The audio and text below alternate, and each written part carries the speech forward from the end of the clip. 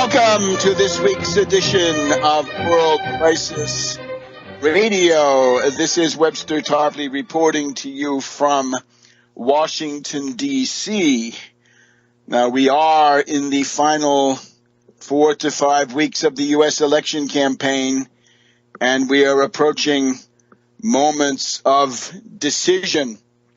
We've just had the Pence versus Kaine debate, that is to say, Republican vice presidential candidate and governor of Indiana Mike Pence versus Virginia Senator and Democratic vice presidential candidate Tim Kaine. That was already this week. I guess I should say a couple of words about that, but let's get right to the heart of the matter. We'll double back on Pence and Kaine in just a minute. The day after you hear this, that is to say, this program is generally broadcast on the 8th of October here on GCN, and I would invite everybody to pay special attention to the Sunday evening, 9 p.m. Eastern, town hall event, kind of a debate, but a town hall format encounter, we might say, between Hillary Clinton and Donald Trump, because that may be yet another of these absolutely critical watershed moments in the campaign.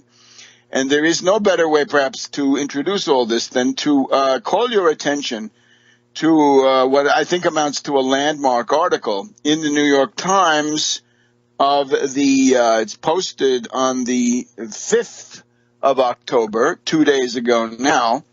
Since I'm recording here, we're recording on the afternoon of Friday, October 7th. This is entitled, "Donald Trump Slip in the Polls Has GOP Worried About Congress." Now, I was able to discuss this to some degree in the American System daily broadcast, which I recommend that everybody listen to, right? There are people here, however, who are not part of the American System audience. I urge you to join the American System audience as fast as you can, because we actually had a thorough discussion of this practically the very same day. So you would have known all about this, right? You would have been up on all of it.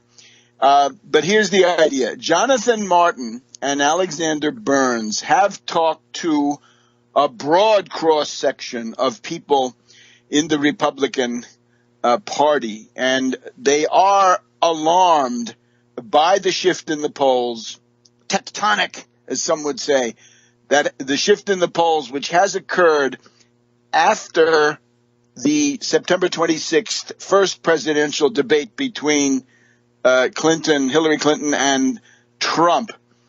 And they are very worried about the possible outcome now in St. Louis. So just a couple of ideas from this article, which I think this establishes, I think, what the real dynamic is, right? We don't always like the New York Times, by the way, but sometimes with their resources, they can provide some interesting things. So what do we find from Martin and Burns? We are told that, first of all, should Mr. Trump falter badly in his second debate with Hillary Clinton on Sunday in St. Louis, Republican congressional candidates may take it as a cue to flee openly from their nominee. And this comes from two top Republicans involved at high levels of the campaign. I guess that means the Republican presidential, the Trump-Pence campaign. Again, the Republican, if Trump does badly in the St. Louis debate, Republican congressional candidates, now this is Senate and House primarily, may take it as a cue to flee openly from their nominee, according to these two top GOPers, and they have to be anonymous for obvious reasons. Here, this article calls attention to slippage by Trump in Pennsylvania, quite large slippage and considerable slippage also in Florida and North Carolina. He has to win all of those to have the proverbial path to victory. Now, we've talked a lot about polls. We've warned you about Brand X polls, right? We've sent you repeatedly to that article by Nate Silver, 538, when he was still working for the New York Times back in November 2012, just a few days after the conclusion of the Obama-Romney campaign. And you'll remember that the polls in that contest essentially skewed in favor of Romney. There was a bonus coming from many of these polls of 2, 3, 4%. We pointed out that the Gallup poll appeared as an outlier. It appeared to diverge from the other group of polls. We also pointed out that the Rasmussen poll it does have a tendency, which some observers have pointed to give an extra couple of points to the Republican nominee. So don't take my word for it. Go and look at that article from Nate Silver back in the New York Times. Right? Again, I want you to laminate that and keep it on the armchair, on the the armrest of your armchair. So when you go through this stuff, you'll have it all there, and you won't be disillusioned. You won't be stampeded. You won't be cowed, gulled, duped, or any of those other things that we don't want to be. However, that is another dimension which we really haven't talked about here because we have scarcely access to it. I mentioned it once or twice, I think, in the past. There's also private polling. In other words, when you have a campaign and you have a pollster, you really need to know how you're doing, right? Because you can, if you realize in advance that you're having a terrible time with this or that group, or that something that you keep saying is grating on the electorate, then you need to change that. So there's a level where the private polling, that is to say, the polling which is commissioned inside the campaigns. In other words, the Hillary Clinton group has a pollster. Trump has various pollsters, no doubt. And what do they say? What are the findings that they have? Well, according to this interesting article here from Martin and Burns, we are told that in the private polling of both parties, there is an even more precipitous drop, a more extreme decline in the support for Trump. In other words, whatever you see on Real Clear Politics, whatever Rothenberg says, whatever Cook says, whatever Sabato says, whatever some of these others say, it's actually worse for Trump. Private polling by both parties shows an even more precipitous drop. What are the main groups? Independent voters, okay? The people in the middle. We've often called them fussy. And here, if you're going to be fussy, please do it now. Moderate Republicans. Okay, this often comes down to the college-educated Republican matrons of the suburbs of Philadelphia or of other cities of Chicago, I'm sure, and Denver and what have you, right? There are the suburbs of people who are reasonably well-to-do, reasonably well-educated. They want to see themselves as enlightened, right? They cannot participate in the campaigns of insults, right? They don't want to be associated with those. And women. So independents, independent voters, moderate Republicans, and women are tending to desert the Republican ticket. And here we talk to, the New York Times talked to Liesl Hickey, Republican strategist involved in House races in swing states. And what she detects is a sudden exodus. And we'll get back and investigate that sudden exodus here in a minute on World Crisis Radio. Back to World Crisis Radio. Now, as you will have gathered already, this is a weekly broadcast here, and we do the very best we can. But if you want to get to the heart of the matter, right, if you want to learn the actual mechanics of the absolute idea up close and be part of the defense of the First Amendment, freedom of the speech, freedom of press, if you want to give some oxygen to the famous canary in the coal mine, that would be yours truly, of the First Amendment, then please go on over to americansystem.tv, americansystem.tv, and subscribe, right? Join it at whatever level you want. There's a level of supporting activism. It's quite modest. Please go and do that. It's the same price as a couple of trips to Starbucks. So I respectfully ask for your support in that regard, because that is one of the main ways you can help us. Now, let's get back to this current situation. We're looking at the Republican and Democratic candidates meeting in St. Louis on Saturday. Meet St. Louis on Sunday evening, 9 p.m., and that's going to be for a town hall sort of event, and that's going to be that's going to be make it a guess for the Republican in particular. Mrs. Clinton, I think, has more reserves to fall back on, so that a possible reverse for her, which I consider certainly less likely, right, given the apparatus that she has, she would be able to fall back on various resources and quite possibly recover. But as the New York Times is telling us, there are numbers of Republican candidates populating that now legendary down ballot status space. The people are looking for coattails, right? They want the presidential candidate to have coattails so they can ride into office on the coattails of their presidential candidate, and they're finding that they can't. So they now face the hour of decision. But let's stick, if we can, to this stuff from the New York Times. One of the most interesting articles in many a year. You remember Lisa Hickey, Republican strategist, dismayed by a sudden exodus of independent voters in more diverse parts of the country. So the Northeast, the Midwest, and California, I'm sure. So all of that.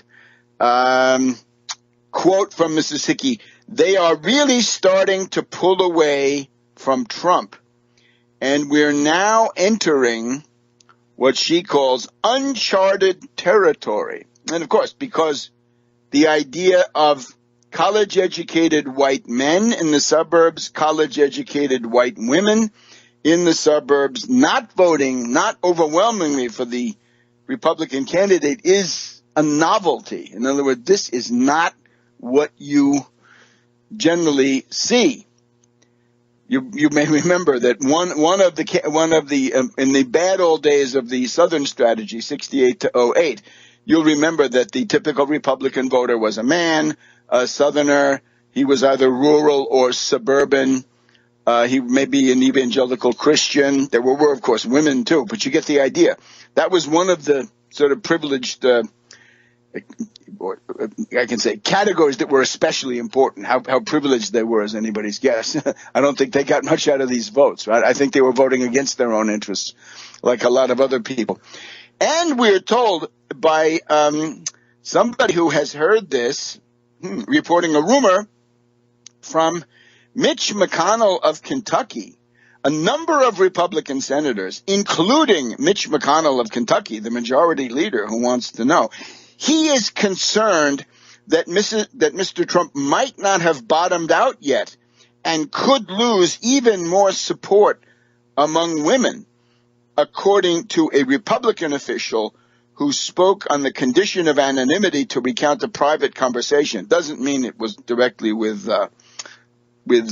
Mitch. Another problem for the Republicans is what the New York Times chooses to call the steady, if unspectacular, performance by his running mate, Governor Mike Pence of Indiana, on Tuesday, failed to quiet their nerves. And this now has implications for the Senate, first of all. And I assert, me, Tarpley, look down the road a little bit. This same kind of fear will be creeping into the well of the House. So this is a guy who is willing to be quoted. Neil Newhouse, Republican pollster, quote, 2 weeks ago I would have said Republicans could hold control of the Senate, but there's just so many seats up and nobody is getting separation. The separation means when you have two candidates, if they're bunched together in the polling, right, say within the margin of error of the poll, you really can't tell who's ahead. But when the margin gets to be up at 7 or 8 or 10 or 15 points, then you can see.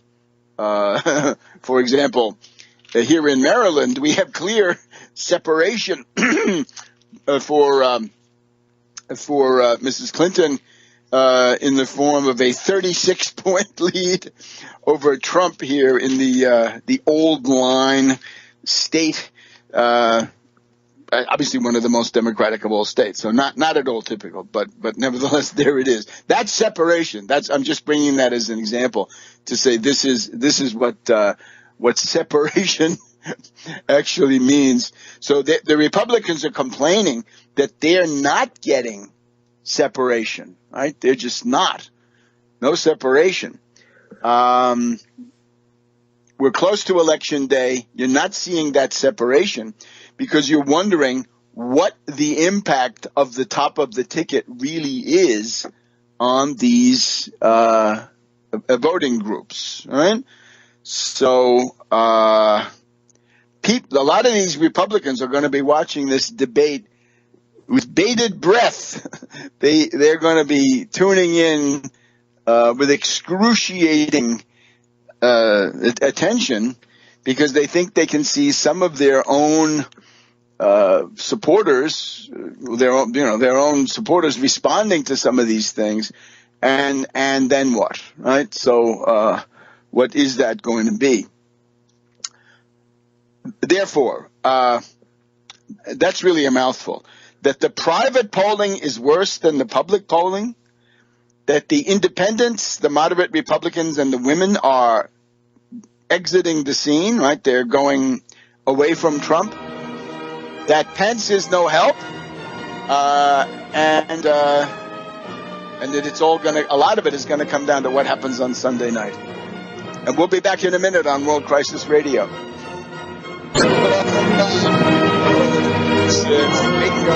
Webster Tarpley here in Washington, D.C., appealing to you once again. Keep up with the First Amendment, freedom of speech, freedom of the press. Keep your eyes on that canary in the coal mine, me. If I go down, First Amendment is in big trouble, and we'll be able to be somewhat more specific about some of these things in some time. But so please bear with me. You know who I am, right? I'm not the establishment, so make no mistake. Don't listen to those noxious voices that you may hear from time to time.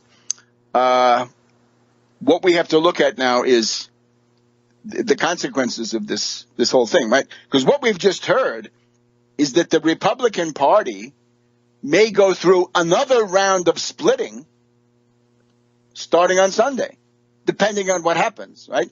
If the performance is not adequate from the point of view of these really worried and really jittery Republican down-ballot candidates, right? Meaning so many senators, so many people in the House of Representatives, then things could really begin to happen. And, of course, we saw splintering before the Republican convention. We saw splintering in the primary. We've seen all these lists of people, right? 50 or was it 70 Republican experts in foreign policy and related things who say that they cannot support this ticket. We had there's an ad around here aimed at Virginia, I think, which shows you people like Senator Flake and Senator Collins and Romney and Ben Sass and, again, some people in Congress. And they all say, we can't support this ticket. We've had all these newspapers the Cincinnati Enquirer, the Dallas Morning News, the Arizona Republic, especially vehement. They really lay it on the line, essentially saying that they cannot support the Republican ticket. Some of them, for the first time in a very long time. The Atlantic Monthly this past week, for the first time since, I think, Abraham Lincoln, has come out against a candidate, right, against the Republican ticket. Excuse me. And so you have all this splintering. At the convention, there was splintering, right? You remember that some people wanted to have, minority reports presented to the convention, the Republican convention, and voted on. We had the fact that Cruz, the number 2 vote getter, refused to endorse the ticket, which then emerged. Of course, he is now flip-flopped later on. The one that I would attach some special importance to as a harbinger of further splintering is this question of the 30 former members of Congress. And some of these I think are probably worth going through, right? The text is generally, we can't support the Republican ticket. Steve Bartlett of Texas, they're all former members of the House, except 1 or 2 senators, too. Steve Bartlett, Republican of Texas, Bob Bauman of Maryland, Sherwood Boehlert from upstate New York, Jack Bushner of Missouri, Tom Campbell of California, Bill Klinger, Pennsylvania, Tom Coleman, Missouri, Jeff Davis, Republican of Kentucky, Mickey Edwards of Oklahoma, an outspoken and prominent guy during his time here, Harris Falwell, Illinois, Ed Foreman, Texas and New Mexico, Amo Houghton. Now, this is an interesting guy, right? Amory Houghton was the congressman from Lockport, right, near Buffalo. And Houghton, that's the Corning Glass fortune, right? So that's a liberal Republican. Gordon Humphrey was the guy who walked out of the Republican National Convention, and he was asked, what group was in control, and he said something about fascism, if you remember that. So he's now saying, as a former senator from New Hampshire, of course, that he can't go through with it. Bob Inglis of South Carolina, Jim Colby of Arizona, Steve Kuykendall of California, Jim Leach. Well, Jim Leach was a very influential guy in making financial policy, but, gold is where you find it. Hey, Pete McCloskey of California. Now, there's a name to be proud of. Pete McCloskey was the guy who ran against Nixon in the Republican primary of 1972 on an anti-war platform. And Nixon, you can read Nixon's biography, he said, that guy gave me so many headaches. He really twisted me out of shape, and on and on and on. Pete McCloskey was also the first guy to call for the impeachment of Nixon after the Saturday Night Massacre of October 1973, right, when Nixon fired the special prosecutor Archibald Cox, and then he fired the guys in the Department of Justice who wouldn't, do what he wanted until they got to Bork, and then Bork was the guy who went along with it. And, of course, that put a cloud over Bork's future, right? So later on, he was borked. Connie Morella, right here, liberal Republican from Montgomery County, Maryland. Mike Parker, Mississippi. Tom Patry, Wisconsin. John Porter, Illinois. That guy was influential. Claudine Schneider of Rhode Island. John, alias Joe Schwartz of Michigan. Chris Shays, another liberal Republican. The last one in Connecticut, I think. Peter Smith of Vermont, Edward Weber of Ohio, Vin Weber of Minnesota. He stayed on. He's a lobbyist. G. William Whitehurst of Virginia. I don't think that's the one from the Whitehurst Freeway, but we're checking. And Dick Zimmer of New Jersey. So they are all out there saying this ticket is unacceptable. So the splintering clearly goes on with all those publications, all those editors, all those magazines, all these politicians, some of them, still in office and so forth. So I think this is now reaching a kind of critical mass. So what do we find in terms of the polling? I think in effect it's that there is now a Democratic lead. There's a lead for the Democratic national ticket. There's also a lead for the Democrats in quite a number of races. We're going to be paying more and more attention now as the weeks go on to the down ballot. Right now, the official Real Clear Politics is Clinton 40.3, Trump 43.8. So it's 4.5 points in effect. And then if we look at of course, where we have to look, which is in the actual electoral college, in the battleground states, we find there are really about 7 of these. But Clinton ahead in Florida. According to this, Trump back ahead in Ohio. We'll have to check that. Pennsylvania, a growing lead for Mrs. Clinton. New Hampshire, a 5-point lead for Mrs. Clinton. She's ahead in North Carolina. She's ahead in Colorado. She's ahead in Nevada. Wisconsin, 5-point lead for Hillary. Minnesota, 4.3. Trump is ahead in Iowa. That's his one consolation. Michigan, significant 5 or 6 point lead for Hillary. Virginia, a 7-point lead for her.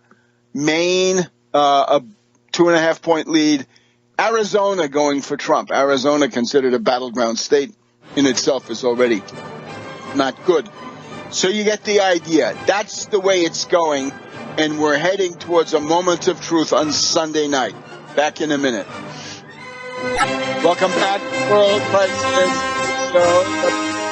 here in Washington, D.C. Once again, please visit AmericanSystem.tv, AmericanSystem.tv, and for a token fee, you get yourself into the day-to-day, Monday through Thursday world of everything that's going on that I'm able to follow.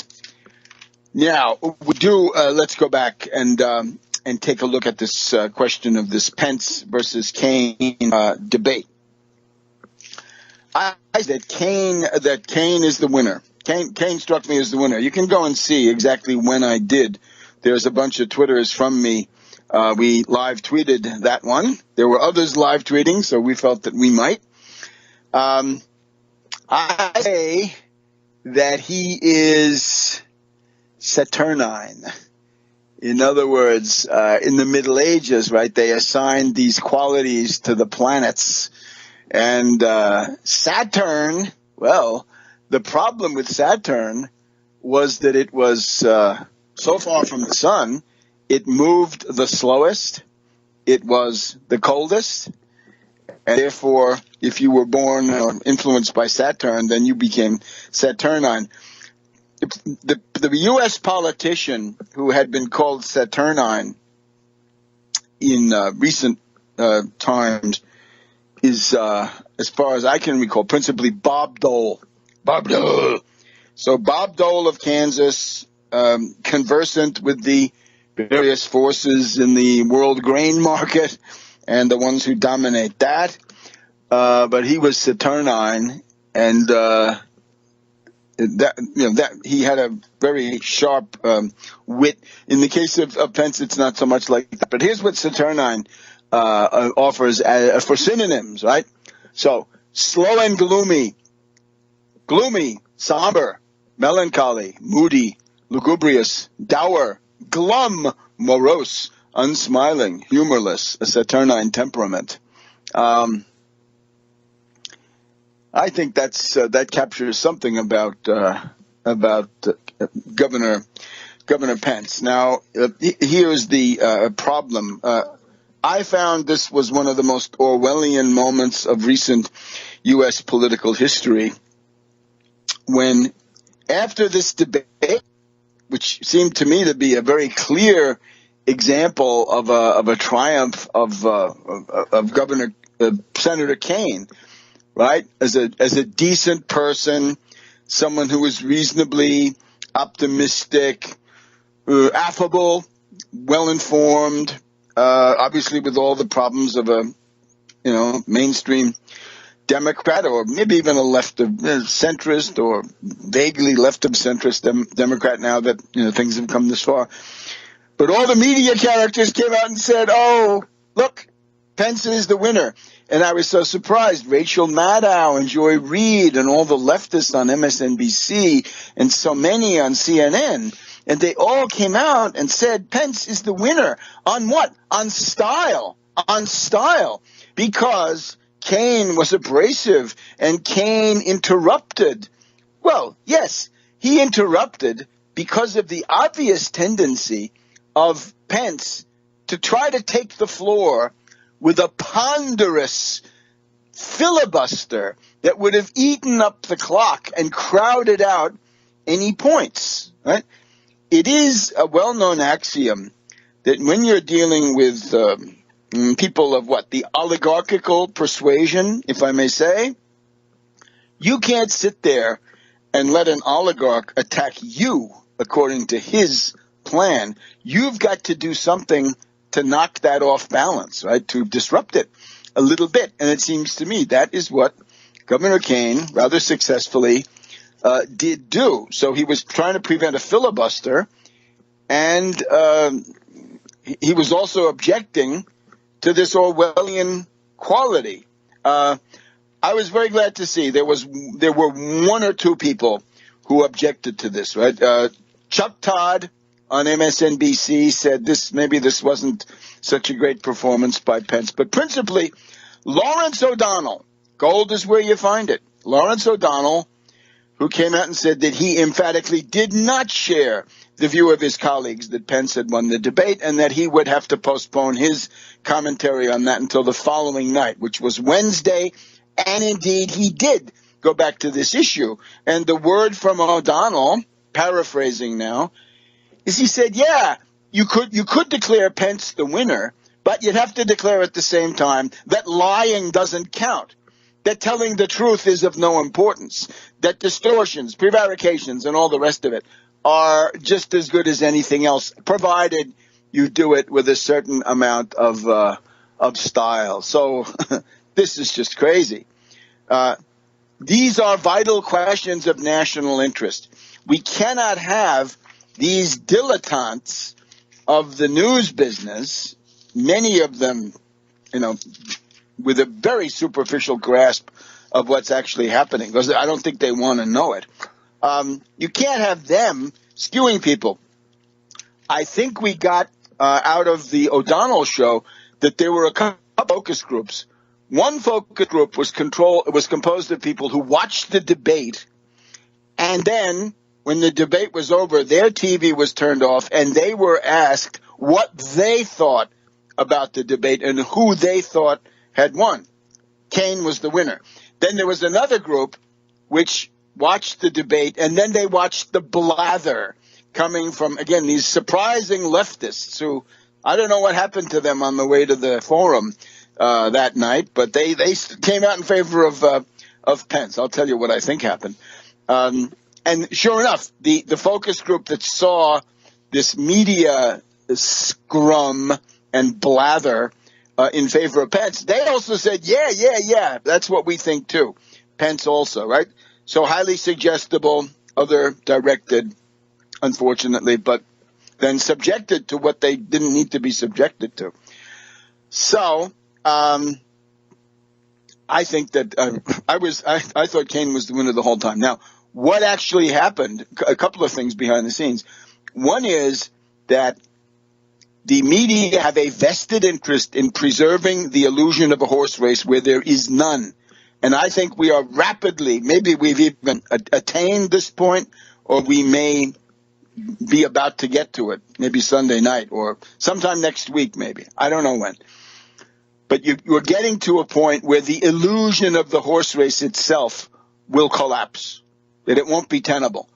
But they obviously tried, they said, to change the media narrative between the vice presidential debate on Tuesday and the event in St. Louis on Sunday evening. So they got all those days to keep the horse race going. And the horse race means viewers, ratings, money, influence, attention, glamour, all the things that, of course, everybody wants. But it seems to me that this is what's going on. Now, in the minds of these media characters, I think the way this problem presents itself is not maybe so crude. In other words, these are people who have mastered the art of deceiving themselves before they deceived anybody else. And the way they would see it is, well, we have to be even-handed, right? We really gave the Republicans a hard time for that first presidential debate. Okay, we did that. But now we've got to, keep up our reputation. In other words, if people are going to believe us and listen to us, we've got to show that we're not complete partisans, that we can recognize a Republican success when it happens. So therefore, we're going to make this one, we're going to dish this one up as a Republican success. Whereas, in fact, it didn't happen that way at all. So, the other interesting question, of course, is what is going on? Now, we're at a time of the splintering of political institutions. Man, are they splintering. The Democratic Party is holding up better, but that's when we come back, we'll see how some of these other political institutions are doing. Back in a minute. Welcome to the second hour of World Crisis Radio. This is Webster Tarpley speaking to you from Washington, D.C. on this afternoon of the 7th of October, 2016.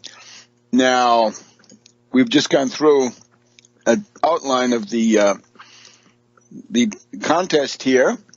Let's also just continue a little bit more on Pence. A lot of people noticed that Pence did not defend Trump. He defended him in the sense of denying many of the things that Trump has manifestly said when these were posed as questions by Kaine. And Pence just said, no, no, he never said that. We never said that. I never said that. This is, of course, the famous Etch-a-Sketch moment, right? It's known as mendacity and prevarication. But that's what Pence did. And it's Orwellian. It's amazing. And the media thought, oh, the style with which you prevaricate is more important than telling the truth to the American people. And in some of these cases, it's really important, right? In other words, do you want to cooperate with Russia and Putin, yes or no? Under what circumstances? You can't just fake that, from one public appearance to the next. But, of course, Pence thinks you do. Pence declined half a dozen times or more, 6+ occasions. He would put his head down, shake his head, look even more saturnine than usual, and just blow off the question, as Kaine then repeatedly pointed out. Kaine said, you're asking people to support a candidate that you cannot justify really heavy hitting on. The Democrats, of course, did the obvious thing. They made this montage of Kaine saying, did he say that? Pence says, no, he didn't say it. And then they show Trump saying it. In some cases, they also show Pence saying the same thing. So, what's going on? Is Pence going off the reservation? Is Pence now a defeatist? Is he less than 100% committed to an elusive victory in the general election in November? Has he been looking at those private polls? And if those private polls have put him in this kind of a mood, well, what does that say? Hey, Republican elected officials, Pence is showing you what you might want to do soon, right? He's putting distance between himself and the top of the ticket. This has been done before. You may remember in 2008, once we got about a little bit further into October than we are now, as I recall, we had some Saturday Night Live action where it was either Tina Fey or Governor Palin herself. This I don't know, where I can't remember. You could check it. they did a mockery of one of these debates, and at one point they had Palin going over to the side of the stage and in a stage whisper to the audience saying, look, I know this is not going to work this time around, but I'm planning my future, so you should support me and get ready to back me in this, that, and the other thing. Right? So that was so well known that it appeared on Saturday Night Live. The other one that I recall from quite a while ago is the guy who sort of started the practice of writing book-length analyses of U.S. presidential year election campaigns was, of course, Theodore H. White, who wrote The Making of the President. And one of the ones he did was The Making of the President 1964. And as I recall now, don't quote me because I haven't been able to find the chapter and verse, but the running mate for Goldwater was this guy, William Miller, congressman from upstate New York, very little known.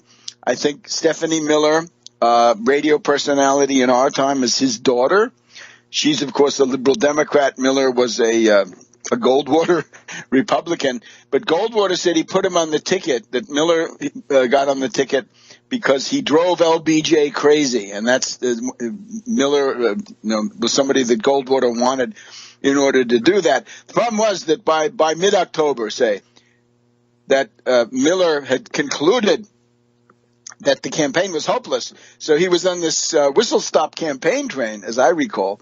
And, you'd go across, Ohio, Pennsylvania, New York, and every hour or two the train would stop. He'd go back to the platform at the back of the last car of the train. He'd give his speech. He'd go through the motions, do all that fine. Then he'd come back in and sit down with the newsmen for bourbon and cards. So it was, bourbon and cards, whistle-stop speech, bourbon and cards, whistle-stop speech, on and on and on. And everybody, all the news guys wanted to be with him because he was so affable. So that was his way of going off the reservation. So is Pence off the reservation? We don't know. But let's take a look at William Weld. Let's take a look, because this is really interesting. The same social dynamics that are rending the Republican Party, right? And we have to say, these social dynamics rending the Republican Party, right? Breaking it up, splintering it.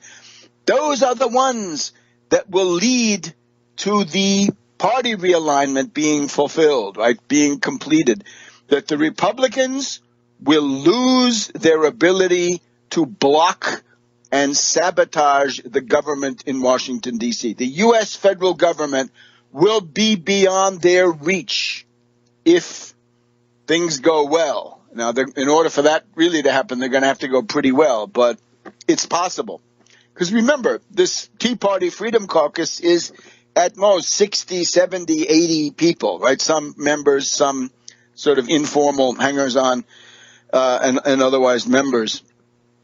So let's take the example of William Weld. William Weld has said at different moments, right, he's been reported as saying that he would not want his efforts in the Gary Johnson, William Weld libertarian ticket. Weld does not want to be the Nader. He doesn't want to be Ralph Nader and held responsible for inflicting a whole administration of bad government on the American people. So he said that, and then that people thought he was going to drop out. Then later on he said that Hillary Clinton was really very well qualified, that she was the best qualified person running for office. And so he actually went further than Pence. And then finally, Weld has said now in the last couple of days that he feels his main task, his main mission in what remains of the campaign is to attack and criticize Trump and the Republican ticket, right? Weld, of course, liberal Republican, Boston Brahmin, right? The upper crust of the of Boston, right? So the aristocratic patrician kinds of people.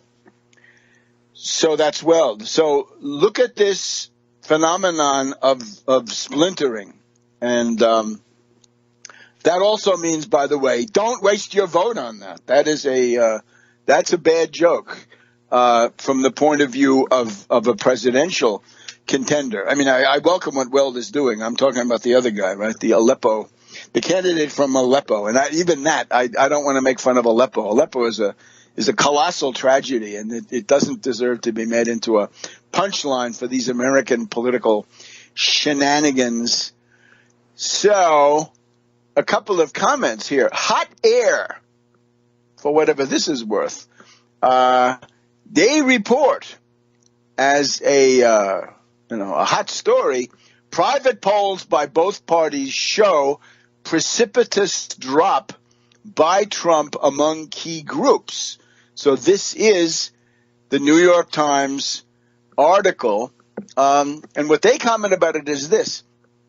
This is dated October 6th by Allah Pundit. Not sure who Allah Pundit is, but we'll be back with the pearls of wisdom from Allah Pundit in just a minute here on World Crisis Radio. Welcome back to World Crisis Radio. Webster Tarpley here in Washington, D.C. Please help me out. Go to americansystem.tv, and do yourself a favor. Buy a quality product at a token price. It's about the same as a visit to Starbucks, and you will get mental stimulation out of this. I promise you. So that would be the Kaine-Pence debate. A lot of these media characters say that they hoped that it would change the media narrative in favor of Trump. But as we already heard in that article from the New York Times, which I featured at the top of the show, apparently the Trump-Pence business has had almost no effect because people want to know, will Trump be a disciplined candidate? All of these questions that have been in the air since it seems time immemorial. So Hot Air, right-wing website, what they're interested in is if it's true that the down-ticket Republicans, the Senate and House in particular, are fixing to separate themselves from Trump. If that's a big if, right? We don't know that. That's just a report. Why is it the case, as it is, that Speaker of the House Paul Ryan is now campaigning with Trump on the weekend in Wisconsin, something that he was very reticent about doing, right? Is he trying to acquire a cover story, a fig leaf, essentially? So maybe he doesn't want people to be able to say, you, Ryan, left the candidate of the Republicans in the lurch, right? You didn't support him. He'll say, no, I was out that weekend campaigning with him. Because it would appear also that Trump is going to campaign all day Saturday. And I think the lesson of these debates is you got to be well rested, right? You've got to get extra sleep so that you're going to be optimistic. You can't go in there exhausted. And I think that was one of the problems with Nixon at the beginning of all this, was that he didn't quite grasp that. So look, Paul Ryan is going to campaign with Trump. So this Allah Pundit asks, is Ryan is this now the runaway stage for the down ballot Republicans? I mean, that's the implication of the New York Times. It's not the photo op stage anymore. It's the run for your life stage. Maybe Ryan has simply resolved to be a good soldier for the nominee in the home stretch, no matter what risks that might entail for his caucus. Do you think that will buy him any extra goodwill from Trump-loving, establishment-hating populists in the future? Or, that's one alternative offered by Allah Pundit on Hot Air, or is it that Ryan thinks we're perilously close to the, quote, Trump starts blaming Republicans for his looming defeat stage and wants to show, close quote, wants to show some team spirit in hopes of not being one of Trump's targets. Either way, the most important presidential debate in modern American history is three days away. We should also point out this constant refrain we hear that there's a mass of disgruntled white blue-collar workers who are very angry but very shy, and they haven't come out yet. But they're going to come out, and they're going to vote, and that's going to be really bad for the Democrats. I don't know. Just to sum up some of these considerations, right? You look at the Democratic operation is formidable, right? Just from the logistics point of view. The Trump operation has about, the Hillary Clinton operation has about 7 people in it who can go out and get a crowd. That would be Hillary Clinton, Bill Clinton, Obama, Michelle, Biden, Bernie, Elizabeth Warren, 7 or 7 plus, right? Because there may be a couple of more. They can go out there. So a lot of them are out on the trail day to day. Whereas with Trump, you've essentially got Trump can do 2 rallies per day and Pence can do 2 rallies per day. And that's it. That's all they have. Whereas with these others, you know, there are so many of them that they can actually generate more action in terms of rallies, although the Democratic rallies are not as big, and they're not aimed at being that big. The Trump operation is rallies and nothing but, to the extent that they have a get-out-the-vote operation that is built into the rallies. That is, when you come to the rallies, there are these people wearing "Ask Me How to Vote," and they'll tell you how to vote. But will that be enough? And will these people actually vote? On the Democratic side, a lot of money has been invested since 2008 in data or big data. Can you identify your potential voters? Can you keep them interested with targeted emails on issues of interest to them?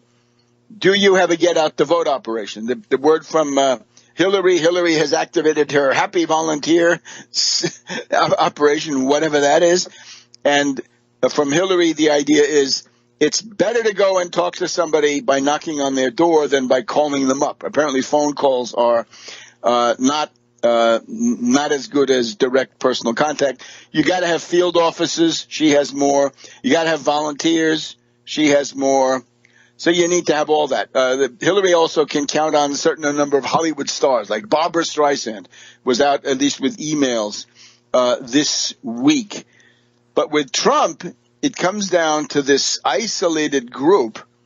Trump can do 2 a day. Pence can do 2 a day. And the get-out-the-vote operation is subsumed in that. Now, will that be enough? I think that's a very risky bet. Trump decided he didn't want to spend money on this. He decided that he wanted the Republican National Committee to do it. I think that was a false economy, short-sighted and a false economy. So let's see. I think we said before that the Democrats are considered to have a 52% chance to win the Senate. Others say a 56% chance. New York Times says Hillary has an 82% chance to win the election. Trump only 18%. Daily Kos has 86%. We've been looking at a lot of them. Some say Hillary's at 259 in the Electoral College. Others say 308 with 9 states competitive. And those 9 also tend to be the ones where the Senate races are competitive. So we'll have more to say about that next week. And we'll be back in a minute right now on World Crisis Radio. Welcome back to World Crisis Radio. Webster Tarpley here in Washington, D.C. Now, we got to shift. We got to get into this other big thing, which is going to profoundly influence the U.S. election. That is what's going on in Syria. The first thing is, let me try to reassure people, right? I think the irresponsible media, the Russophobic media, stimulated by the Russophobia perhaps of Governor Pence, have really tried to exaggerate and distort what Secretary Kerry said. Now, I'm not the president of the John Kerry fan club. I'm not. I'm a critic. But let's not make it worse than it needs to be. It's probably bad enough. But here's the idea. The major media is telling you that Kerry has accused Russia of war crimes. Wrong. Didn't happen, to coin a phrase. Here's what he says. This is now Kerry speaking at a bilateral meeting between the French Foreign Minister Jean-Marc Ayrault, A-Y-R-A-U-L-T, and Kerry. This is at the UN, and it has to do with a French-Spanish resolution to restore the ceasefire and do some other things. But unfortunately, that French-Spanish resolution was not cleared with Russia nor with China before this thing was submitted. So here's what we have from Kerry. Quote, last night, the regime, Assad regime, Syria, attacked yet another hospital, and 20 people were killed and 100 people injured. Russia and the regime owe the world more than an explanation about why they keep hitting hospitals and medical facilities and women and children. Continuing, quote, these are actions that beg for an appropriate investigation of war crimes, and those responsible would and should be held accountable for those actions, says Kerry. Continuing, quote, they are beyond the accidental now, way beyond, years beyond the accidental. This is a targeted strategy to terrorize civilians and to kill anybody and everybody who is in the way of their military objectives. So close quote. Now, this does not say that the United States accuses Russia of a war crime. It does not say it. That is not asserted. And not only my own philological expertise tells me this, but I took the chance to listen to the State Department briefing here just before the show. And you had these people like Elise Labat of CNN and Matt of the Associated Press, who tends to be the dean of this group. They're questioning Admiral Kirby, right now the State Department spokes. And again, the U.S. is not accusing Russia of anything.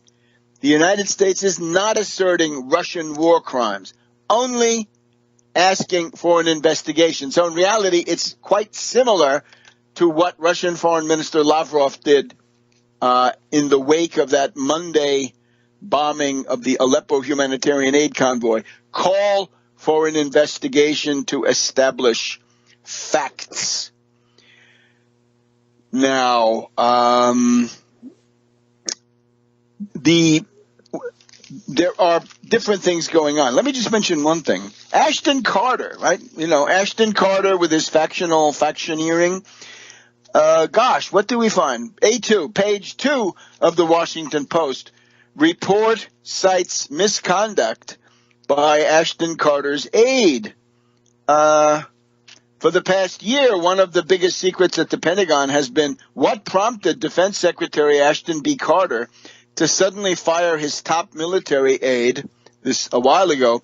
Carter unexpectedly removed Army Lieutenant General Ronald F. Lewis from his post in November for unspecified, quote, misconduct, unquote, and ordered the Defense Department Inspector General to investigate. The announcement came as a shock to many at the Pentagon, in part because three-star generals are rarely cashiered or disciplined. Cashiered means you're kicked out, fired. But mostly because Lewis was Carter's hand-picked selection for the position and had worked for him in other jobs. Now, the details of this are not relevant, so I'm putting that aside. But what may be relevant is the fact that this appears in a relatively prominent place in the Washington Post. Right now, today, may be some kind of a signal or a response or a repost or something, retaliation maybe, for people who don't like what Ashton Carter is doing. They may feel that it would be politically damaging to oust Ashton Carter now before the election, right? You don't want to do that. That would have incalculable consequences. Not a good thing.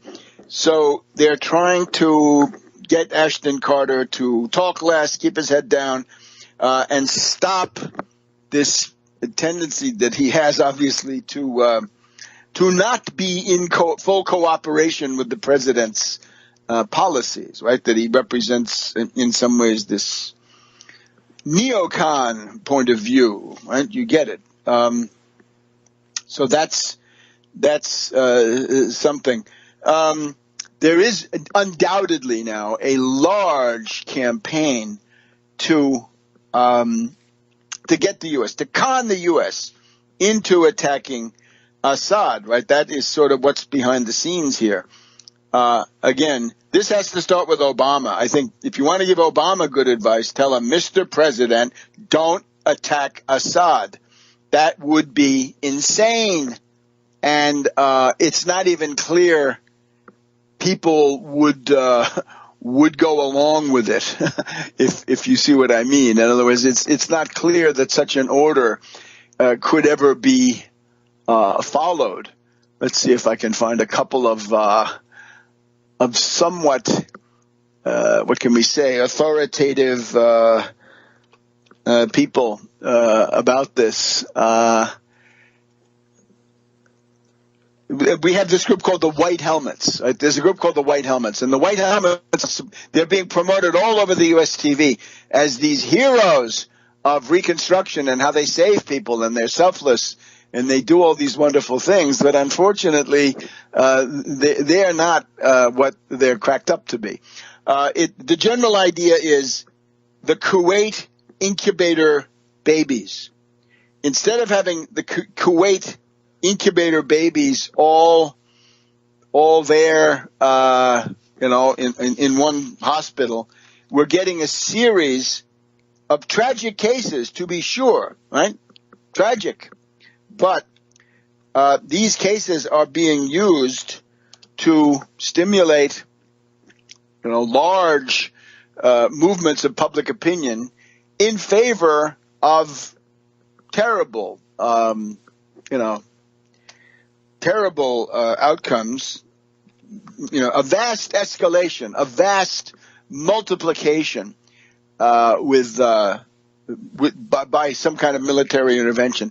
I wanted to point out once again, what I assert here is that the Ashton Carter faction is simply a group of neocons, and that this group has its own point of view, but that the State Department as a whole and the uniformed military services in the Pentagon, they're not in agreement with that. Just not. We'll be back in a minute on World Crisis Radio. Welcome back to World Crisis Radio. Webster Tarpley here in Washington, D.C. Now, Kerry does not accuse Russia of war crimes. I deplore and condemn and regret what Kerry did say, but it's not as bad as what you're being told. And in effect, I am hoping for a pragmatic or practical division of labor between Russia taking care of terrorists in Syria and the United States working with Peshmerga, YPG Kurds, Iraqi army, above all, in Iraq to take care of the terrorists there. And this can go very, very fast.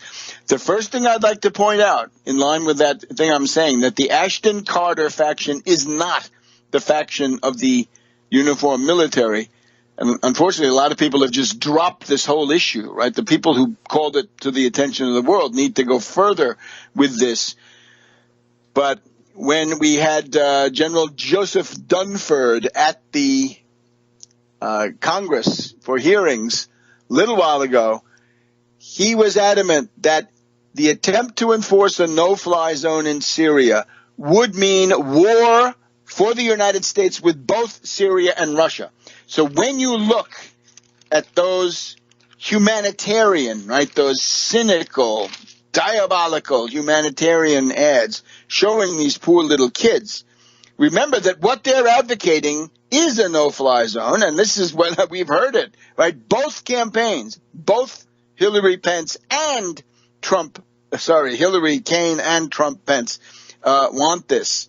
It's unacceptable. So what Dunford said was, and paraphrasing, he said, an attempt to enforce a no-fly zone over Syria would mean war with Russia and with Syria, so I am not likely to give that order.